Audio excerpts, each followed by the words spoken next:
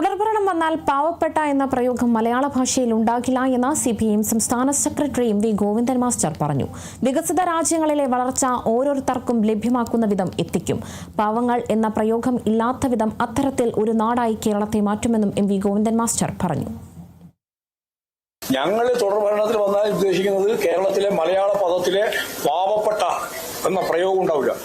ഇപ്പൊ നമ്മൾ സ്ഥിരം പറഞ്ഞുകൊണ്ടിരിക്കുന്നില്ലേ പാവപ്പെട്ട പാവപ്പെട്ട പാവപ്പെട്ട.